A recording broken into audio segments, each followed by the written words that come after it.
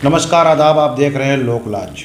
इन दिनों लखनऊ सहित उत्तर प्रदेश में पत्रकार उत्पीड़न पर चर्चा तेज है, जिसका कारण सीतापुर में हुई दिन दहाड़े दैनिक जागरण के पत्रकार राघवेंद्र वाजपेयी की हत्या के बाद मामला खूब सुर्खियों में बना हुआ है। मगर इस मामले में अगर नज़र हटाकर देखा जाए तो पत्रकार उत्पीड़न और हत्या कोई नया नहीं है। आज़ादी से पहले निष्पक्ष खबरों का प्रकाशन क्रांतिकारी पत्रकारों को अपनी जान गंवाकर देना पड़ता था, तो आज़ादी के बाद से ही अनगिनत पत्रकार साथियों का उत्पीड़न और हत्याएं हुई।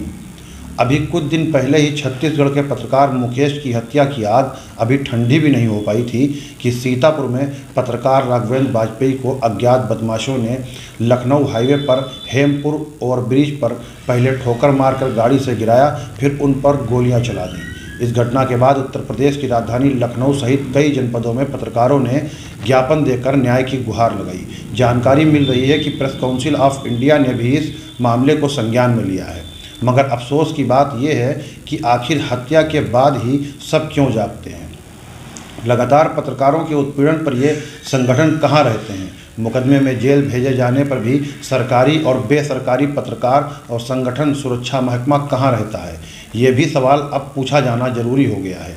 लंबे समय से पत्रकार और पत्रकार सुरक्षा कानून की बात कर रहे हैं, मगर अभी तक शासन की ओर से ऐसा कोई संकेत नहीं दिखाई दे रहा है कि पत्रकारों की सुरक्षा की जिम्मेदारी कोई लेने को तैयार है। इसका सबसे बड़ा कारण पत्रकारों की आलोचनाओं भरी खबरें कोई पसंद नहीं करना चाहता, चाहे वो भ्रष्टाचारी हो या माफिया या दलाल या फिर सत्ता लोभी जो भ्रष्ट नेताओं के तलवे चाट कर अपने अवैध कारोबार को चमकाने में लगे रहते हैं। मगर अब बात आलोचना की आ गई है तो अब आलोचना पर भी चर्चा करना ज़रूरी है। ज़रूरी नहीं कि व्यवस्थाएं शासन प्रशासन द्वारा आम जनमानस के लिए की जाएं वह हितकारी ही हों या वह पर्याप्त व कुशल हों। ऐसे में बुद्धिजीवी वर्ग को अपनी बात को रखने के लिए भारतीय संविधान के अंतर्गत अभियुक्त की स्वतंत्रता का अभियोग संसाधन अखबार टीवी के माध्यम से एक लोकतांत्रिक देश के सिस्टम के सामने खुलासा करने के लिए सक्षम होता है। कोई भी सरकार या प्रशासन अपनी नीत रीत को गलत नहीं कह सकता। इस कारण आलोचना करना आवश्यक है, मगर शायद अब आलोचक को देश व सरकार विरोधी समझा जाता है। मगर अगर देश और समाज हित के तौर पर देखा जाए तो आलोचना करने वालों का होना लोकतांत्रिक व्यवस्था के लिए बहुत ज़रूरी है। अगर सरकार या प्रशासन द्वारा किए गए कामों को कोई चूक हो गई तो आलोचक उसे सामने रख देता है या उसकी ओर ध्यान दिखाता है, मगर शायद नए युग में आलोचक को देश और सरकार विरोधी दर्शाने का प्रयास किया जा रहा है। ये इसी कारण समाचार पत्रों मीडिया में शासन प्रशासन की आलोचना वाली खबरों में लगाम लग चुकी है। इसके भ्रष्टाचार बढ़ेगा, जनता पर लादे जाने वाले आदेश जनता को चुपचाप सहने पड़ेंगे। यह लोकतंत्र नहीं तानाशाही समान हो जाएगा। कुछ भ्रष्टों को तो समाचार पत्रों की आलोचना भरी खबरों से बिलबिलाहट इस कदर बढ़ गई कि धमकी के बाद पत्रकारों को जेल तक जाना पड़ा। यह सरासर अभियुक्त की स्वतंत्रता का हनन है। अब लोकतांत्रिक ढांचे की मजबूत रखना है तो सरकार और जनता दोनों की जिम्मेदारी है कि आलोचना करने वाले बुद्धिजीवी वर्ग और पत्रकारों के संरक्षण बहुत जरूरी है। आलोचना की शासन प्रशासन को गलत नहीं समझना चाहिए।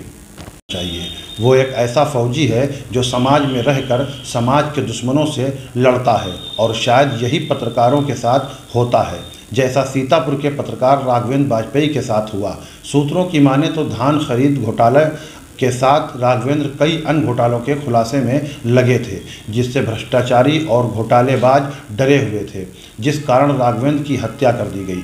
राघवेंद्र मोहाली तहसील से दैनिक जागरण समाचार पत्र के संवाद सूत्र थे।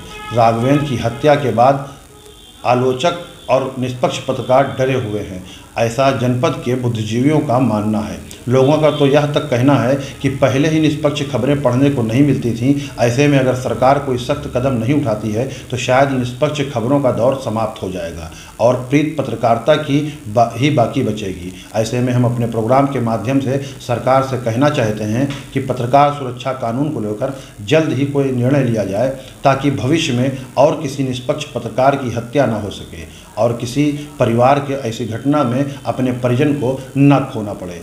आज के लिए बस इतना ही। अगली वीडियो में मिलते हैं, तब तक के लिए धन्यवाद।